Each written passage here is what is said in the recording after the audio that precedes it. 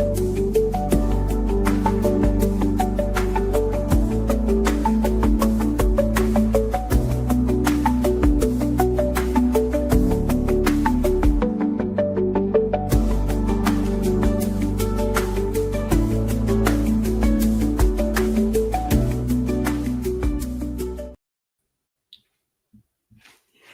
hello, all. We are live.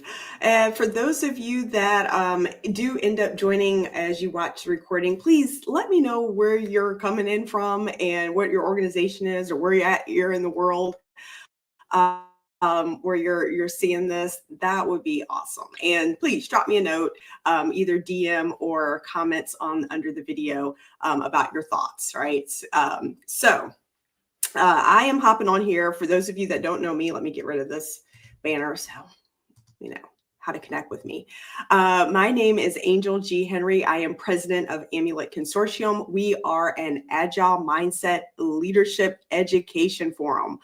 So it's myself and a group of other consultants that have banded together that offer the full suite of leadership services, from assessments to group workshops and individual coaching and consulting, as well as worker well-being workshops. So think fatigue, think burnout prevention, think navigating secondary trauma. We take care of all of that. So I am hopping on here today real quick just to share a few of the trends that I am seeing that I want to share with my fellow workers. So if you fall into one of these three categories, if you are an executive director of a nonprofit, if you hold a position to where you're in the nonprofit and you're responsible for creating policies, particularly internal policies, policies that focus on the staff and the volunteers.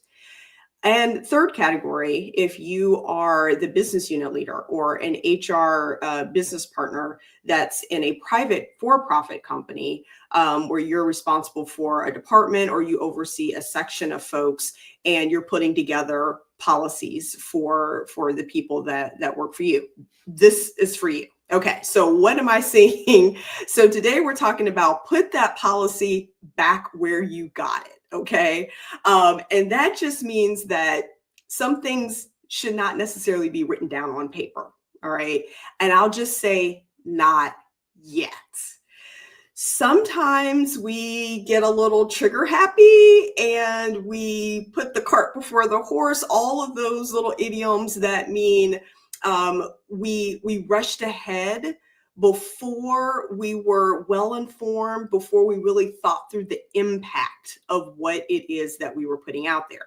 So oftentimes I'm finding in my work that policies are written with the most well-intended thought possible, right? When you talk to the person who actually put pen to paper or actually wrote it up, they were responding what they thought appropriately to employee feedback or to just simply help the environment, right? A process improvement initiative, thinking outside of the box about how we can operate and act differently in order to help our folks. Yes, please keep more of that. However, sometimes we put together a policy or put together a process improvement plan and it backfires, right? So we got to talk about that. So I have three examples of where good intentions, poor outcome. Okay. First one, the 30-minute mandate meeting. Okay. Good intention makes sense. We're all super busy. I'm the first person at the end of a call when somebody says, should we meet again next week? I'm the first person to hop in and say, can that be an email? Can we take care of this via email? And I get it. Logic says if you've gone back forth in the email more than 3 times, yeah, just pick up the phone or hop on a call. Okay. But oftentimes things can be hashed out with 1 or 2 emails and you're done. And now we don't have to bring people together for something that could have been handled in a quick read. Okay. So I'm the first person that's like anti-meeting. All right. However, stuff's got to get done, y'all. Right. And some things do require a meeting and sometimes it's more than 30 minutes. However, the good intention of the 30-minute mandate meeting, sometimes people feel boxed in and they don't feel like they can go outside of that 30 minutes. And unintentionally, what happens is now you have more meetings. So you just took that 1 hour or that 1 hour, 90-minute block where folks can just hash it out and get it done, whatever it is. And now you've just broken it up into 2 or 3 meetings that spanned over the course of a week or 2. And that is detrimental. That is a productivity and a time killer for sure, because the time that it takes to bring people up to speed on that second or third subsequent meeting is time that y'all don't have. And the worst part that I've personally seen is when somebody shows up to the second meeting, but they weren't there on the first one and they're not going to be there on the third one. You know, I won't get into the details other than to say it could backfire. The 30-minute mandate could backfire. So we'll talk about how to address that, because again, it's well intended. The whole idea is to reduce meeting fatigue and to allow people to get back to their personal focused time. The question is, well, how do we allow for groups of people to have focused time as well? Okay. All right. Issue number 2. No email Fridays. Well, that sounds kind of good, right? I get a break from the constant barrage of emails. I don't have to worry about something flying in at 9 or 10 a.m. on a Friday morning that it has to be done by 5, before I leave. And so that screws up my whole plan for Friday. The majority of us usually tend to, not always, not every organization is free to do this, but we tend to front load our meetings at the beginning of the week. So meetings are piled through Monday through Wednesday, kind of splattering on Thursday. And by Friday, we really, really try hard not to have a meeting. Why? Because of, like 5-10 years ago when we were doing no meeting Fridays. So folks try to use Friday as their focused time and Friday as their time to get work done. Well, now we've tacked on no meeting Fridays, and then now we hear no email Fridays either. It's like, okay, well, that sounds great. I can spend a whole day on Friday just focusing on me and getting my work done and my tasks done, and get things off the plate for the weekend, have a nice restful weekend, and come back on Monday. Well, Peaceful Friday just turned into Mailstorm Monday, because all of those emails and no meeting on Friday just got backed up. It didn't go anywhere. The work still stayed. It just backed up. And now it's hitting your inbox bright and early, 8 a.m. Monday morning. Or what I also personally have seen is that instead of sending an email, folks will just send it to another form of communication like Slack or text or Google Meet or, any kind of like online instant message that you might have, platform that you're using internally. It just goes there. So no, it's not an email per se, but the message is still coming across. And at 3-4 in the afternoon on Friday, a barrage of pings come through via text or Slack about things that, are urgent or, just want to let you know before the weekend type thing. And so now you're stressed out going into the weekend. So again, that well-intentioned, we're going to give folks focused time and let them ease into their weekend has backfired. And now it becomes folks are really tense, really stressed on Sunday because they are mentally preparing for the heck that's going to hit them Monday morning. All right. And the third and final example I want to share is unlimited PTO, unlimited personal time off. So again, good intention. I personally was one of those folks that worked in a department, and I was responsible for getting all the contractors and all the folks on the team. And it was a ton of folks on our team. It was like 50 folks or whatever, updating the system to make sure that it could track all of these different people, employees, part-time employees, as well as contractors, all their time off. So now we're tracking vacation, we're tracking sick time, we're tracking sick time personal. Then we started getting granular, tracking sick time family. When you take off, not because you yourself are sick, but because you have to care for a sick relative or a child. And and then holiday time.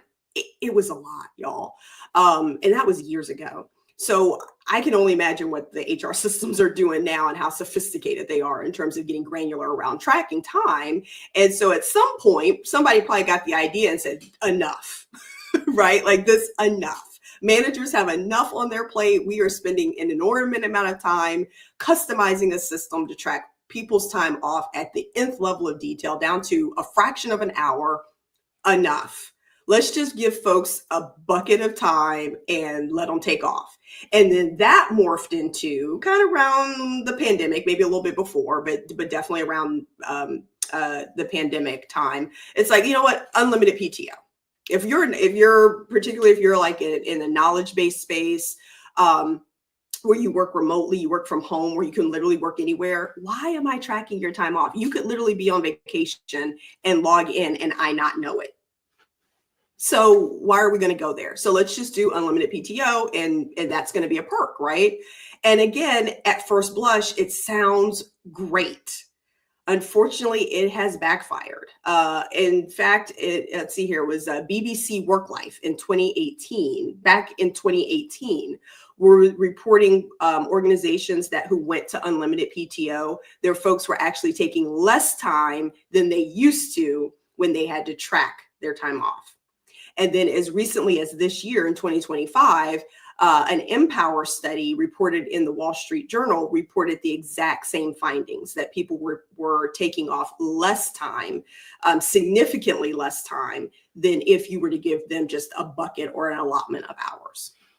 So all of that to say, well, what's happening here? We have some really good, well-intentioned policies around well-being for people, around time off, around trying to protect their meeting time, their focus time, increase their productivity, help their mental health. All of those policies are for that. Unfortunately, they're falling short and they're backfiring.